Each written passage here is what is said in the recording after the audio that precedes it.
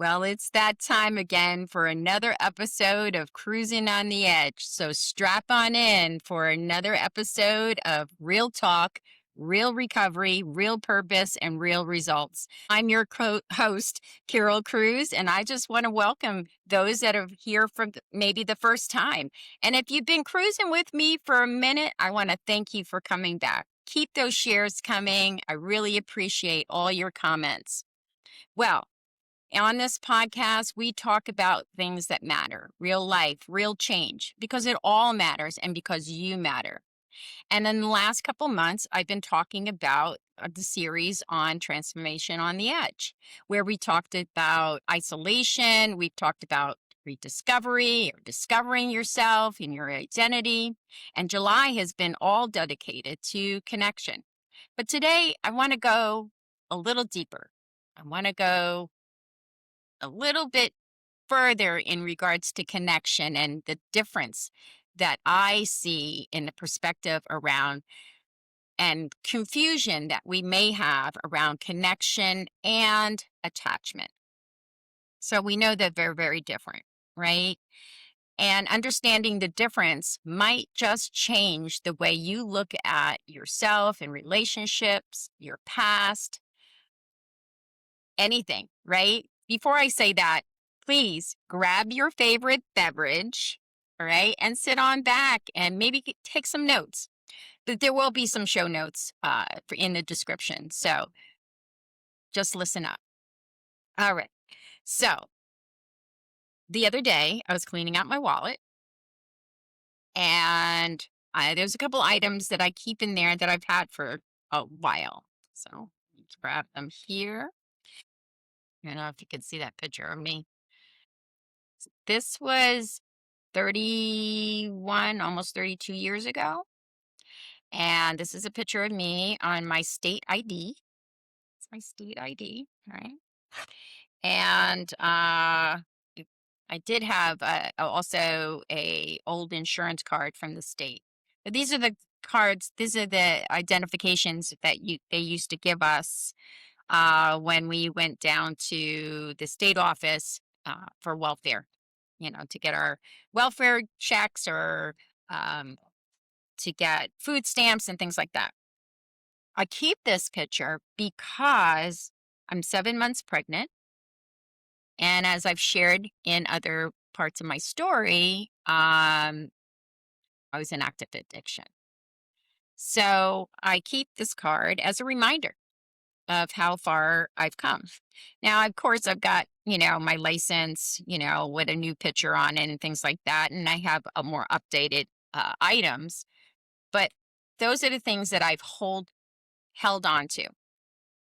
And I've had to ask myself, nothing exciting, don't mean anything to anybody else, but to me. But what I like about it is that it's a reminder of where I was to where I am today. So am I attached to them or am I connected to them? Well, without justifying that question, I don't feel I'm attached to them. It's like I said, it's a reminder of where I was to, transitioning to where I am today. Why do I carry them around? I've actually pulled them out when been at certain events, recovery events mostly. When I was at the podcast summit, I shared the picture with some folks there, and they also see me as I am today. And then they saw that, and I'm like, wow, that's amazing.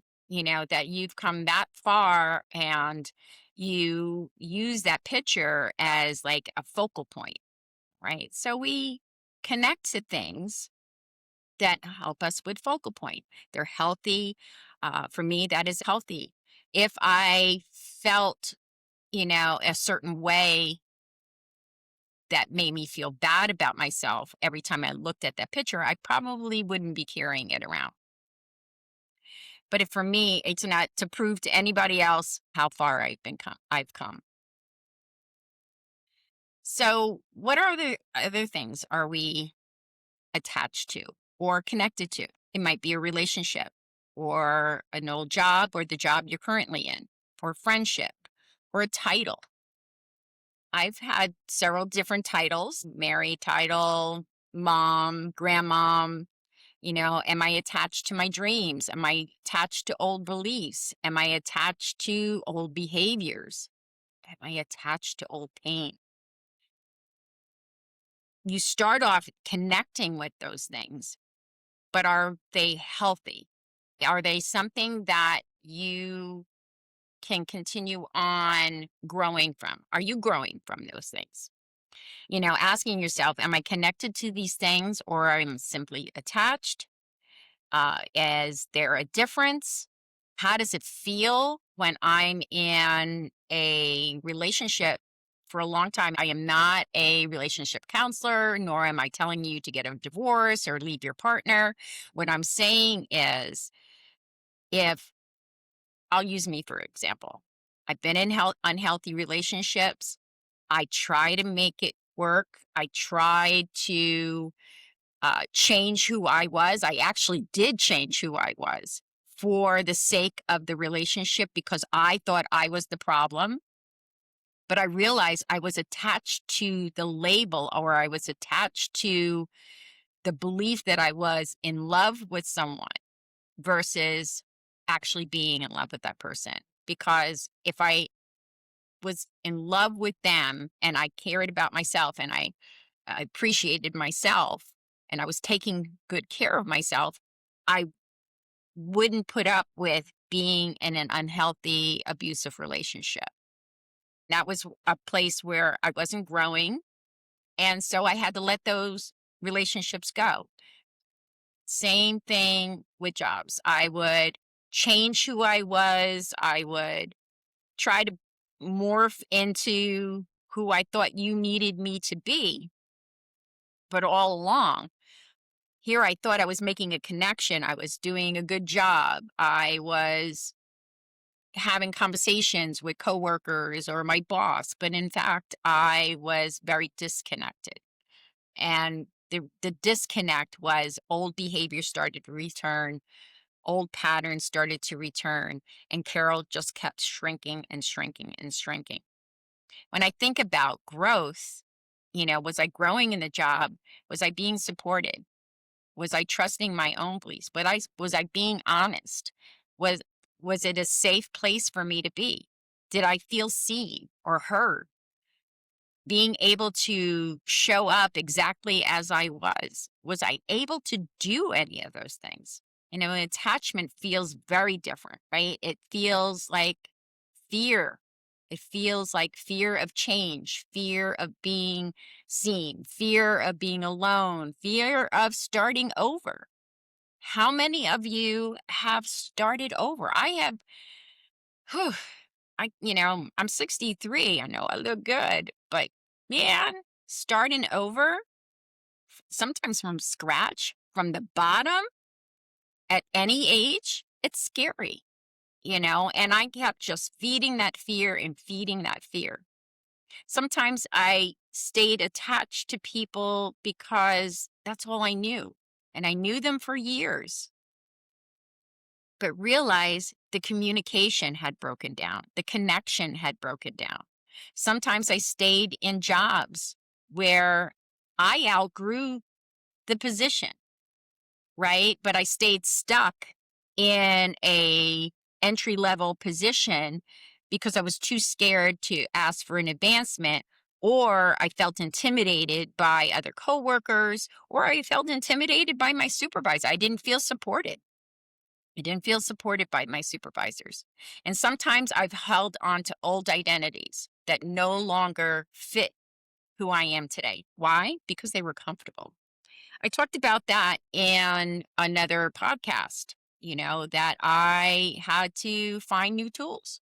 Having to find new tools was the baseline of my growth, of my wellness, of me, you know, being able to move forward because I was stuck. And feeling stuck, I started to carry this guilt and shame about myself, knowing that I had all these tools. I had all these other connections that were healthy, but I wasn't picking those things up. I wasn't asking for help. I was attached to those old labels. I thought that's all I deserved, that I didn't deserve anything else. That's not like me. That's not me today. And I hope that's not you too. I hope that there's something that I say in this podcast that just helps you to think. And I will add some questions at the end and I'll put them in the show notes as well. I know letting go is hard. Holding on is even harder. Holding on to something that doesn't exist anymore. I knew relationships and parts in my relationships that, one, there was no changing that other person. I was going to stay stuck and I was going to stay miserable. And I was suffering. I was attached to suffering. Let's be honest. Some of us are attached to suffering. But one of the things that I've learned over the years is that I have a choice. And I mentioned this also in another podcast. I have a choice. Do I want to stay connected and find hope and happiness?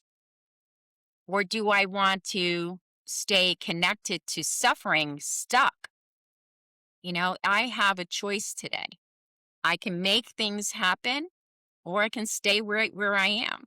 And working for a crisis call center, I hear it all the time. I know I can't change the folks that I'm talking to, and that are sharing some really deep, dark information with me. But what I can share with them is part of my lived experience and maybe some tools that they can use immediately. Like anything you hear here, you can use this immediately. I am living proof. I'm living proof. There's parts of my story that I haven't shared on this podcast, but I am living proof. I shouldn't, by all accounts, I should not even be here. This picture, find it again. This picture, this person, this Carol, she was dying with a life inside of her. I've been judged by this picture. You can judge me all you want when you look at this picture. My teeth were falling out. My hair was falling out. Everything was falling out except for the baby yet. Again, I was 7 months pregnant. But I was not taking care of myself. I was attached to the use of drugs and alcohol. So glad I'm not there anymore. I'm so glad. So happy. So, are you asking yourself, do I need to be in this unhealthy relationship? What do I need? Who do I need to ask for help? Are you in therapy? Do you need therapy? Do you need a coach? I coach.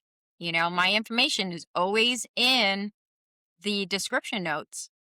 So please reach out to me. If you just want to talk, I do 30-minute free consultations. We can look at building a blueprint just in that 30 minutes, just by me asking a few simple questions. What do you need? And how can I help? The first step is also becoming aware. What am I attached to? What purpose does this serve in my life right now? If it's just taking up space, clutter, and I'm not just talking about relationships, I'm talking about what's in your closet, what's in your wallet, do you have like a ton of receipts? You're holding on to receipts because you might need to return something, right? Food or clothing, some kind of item. But if you've used it and it's no longer exists, why you're holding on to that receipt? I know the receipt is such a simple thing, but what I'm really getting to is, why are you holding on to things that are causing you misery? Let it go. I know I'm saying it simply. It takes a practice. Where I am today is not where I was 31 years ago, but also where I wasn't yesterday. I had to let go of a situation last night. I went to a concert Lauryn Hill. It was an awesome concert. I end up going by myself. I had to let go of the person that was going to go with me because they were going through some things. And I wanted them to come, but I can't control that, right? So I had to let it go and not blame myself nor blame that person because they were going through something. I wanted to be supportive, but I also wanted to get to the concert. So I still got to reach out to them. I did text them to see how they were doing, but I haven't heard back. What habits, what roles, what expectations are you holding on to?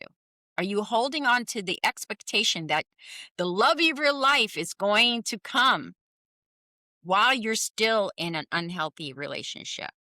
Well, maybe you need to let go of the unhealthy relationship, start to grow, start to get better, start to get healthy so that you are better prepared for that new relationship to come in your life.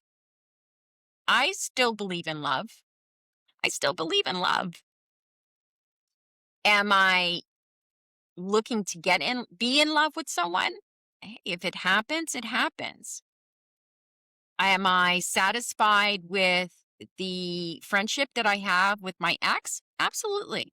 I think it works for both of us right now. And if it's not working, if it becomes unhealthy again, like literally, I have the steps, I have the will, I have the tools to change that.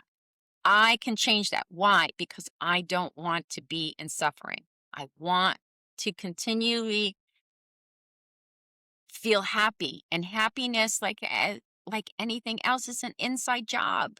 I can't expect him or anybody else to bring me that sense of happiness. Are you in a job? I know the economy's bad, and leaving any job today, it's scary. It's super scary. I'm working on building a new venture while I'm working at a job that I do love, but it is very stressful. And I see myself doing so many other things as I work towards retirement. I don't even see myself retiring right now, but I do want to be more creative. My job currently right now, it doesn't allow me to be creative. It's not that it's a bad thing. It's that that's not part of my role in that position. And what are the things I want to change about me? So, one of the things I want to change is about my health. As I'm getting older, I need to get out and do some more exercise, or exercise, period. Exercise, period. I have beautiful location here where I can go for a walk. I have room and I live by myself. So anywhere in my small apartment, I can put out a yoga mat and start doing some yoga stretches or even do chair yoga. I need to start building a routine, not January 1st. I'm not a resolution person, right? New Year's resolution person, but I do need to start building more of a consistent, just like I'm doing with my journaling, just like I'm doing with my work and other things in my life and relationships. For me, the relationship that I have with myself to keep it healthy is to look at areas where I need to get back to. I can start building on it gradually, and I can see the growth. The more I stay connected to those healthy outlets, right? And so when I think of connection, I think of, what am I plugged into? Who am I plugged into? What do I need to get plugged into? Plug in. I've been using this phrase, lock it in. Lock it in. Once you find something that works for you, lock it in. So let me ask you something. What are you carrying today that no longer belongs in the season of your life? Is it a relationship? Is it a job? Is it a title? Titles are come and go, here and there, right? Old patterns, old behaviors, old stories. How often are you playing those old tapes that you need to get rid of? Are you still carrying around those cassette tapes? Now, get granted, I'm using that as a metaphor. I love cassettes. I don't have a Walkman, but I know somebody that does because he has a lot of his DJ music on cassettes. But are you holding on to things in your home that every time you see them or you come across them, you might have forgotten about them, but then all of a sudden you pull out that box of Christmas ornaments and you can't even get one ornament on the tree because you just driven to tears. It reminds you of a part of your life that may have been painful, or that may be the attachment, right? Or it becomes connected to a loved one. Like I have ornaments from my mom, and I still have her little Christmas tree that I put up every year. And every year I said, I'm getting rid of this tree. This tree is over 40 years old, but I keep it because it does have sentimental value. I'm not saying, you have to look at every room in your house and make a decision to start, purging, right? When I moved out to Las Vegas, I had to purge. I couldn't bring everything along with me. Am I carrying around beliefs or assumptions? Have I convinced myself I can't let this go? I can't possibly let this go. It gives me anxiety. Well, maybe you need to see someone and talk about that. Don't do it alone. I'm specifically talking about items, but I also can pertain to relationships too. If you need to let go of a relationship that is unhealthy and you may be having suicide ideation, that's real. That is real. We stay in relationships because of fear. And where does fear come from? It comes from all the other things, whether it's jealousy, whether it's not wanting to be alone. Tap into that. Tap into that and have those discovery questions. What would it feel like if I gave myself permission to let this relationship go? Yeah, it would be scary. Absolutely. I'm not saying to you to do that tomorrow. What I'm saying is that be honest with yourself. Trust yourself. Trust this process. And it is a process. It's not something that's going to happen overnight. So here's some challenges that you can provide for yourself this week. And you don't have to give yourself permission to or not. It's okay. Take 10 minutes, look around your house, look in your wallet or your purse or your desk. I got to go in my desk. There's a lot of things that are very unorganized. Maybe even your phone. Are there some phone numbers that you're holding on to? In the day when I got in recovery, we didn't have cell phones, but I had a phone book. And in that phone book, I had numbers of old boyfriends that were unhealthy. I had numbers of drug dealers. I had to purge that. If I wanted to change, I had to start somewhere and getting rid of that phone book. So look at your phone. You all got one. Mine's got my Cruising on the Edge on it. I don't know if you can see that one, but it's got Cruising on the Edge, right? So ever a reminder, I am cruising on the edge and this is my life. And yeah. So what do you need to do? What do you want to do? Are you holding on to something that no longer reflects who you are today? Hmm? Then ask yourself again, what am I connected to? What am or am I connected or am I attached? And if you need to look up those definitions, go ahead. I do it all the time.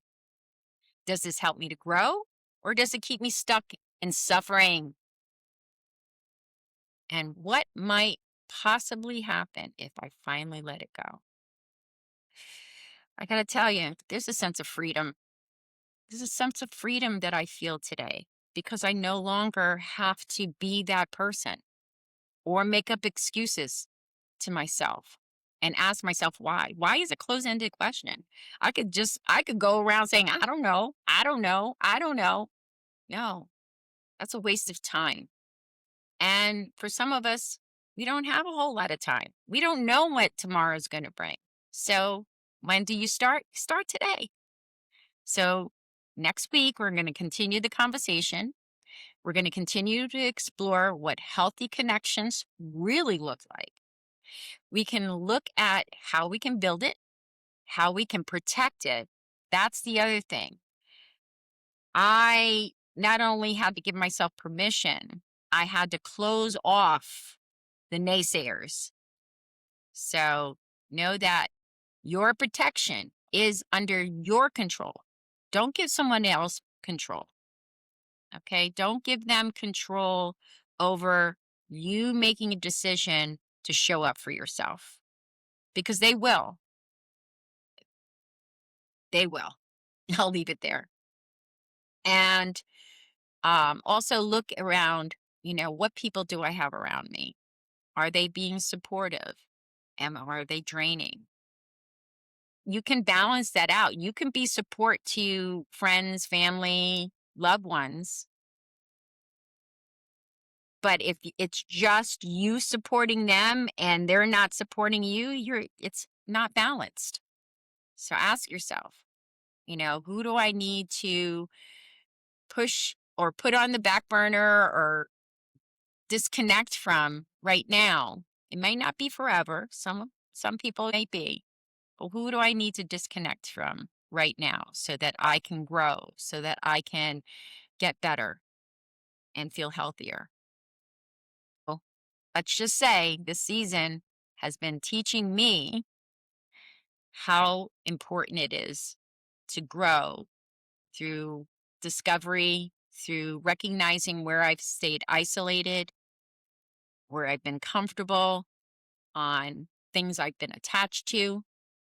So if you're not connected to Cruising on the Edge, please like, subscribe, and keep showing up, keep growing, keep discovering who you were always meant to be. Thank you so much for spending this time with me. And like always, keep cruising on the edge. Thanks.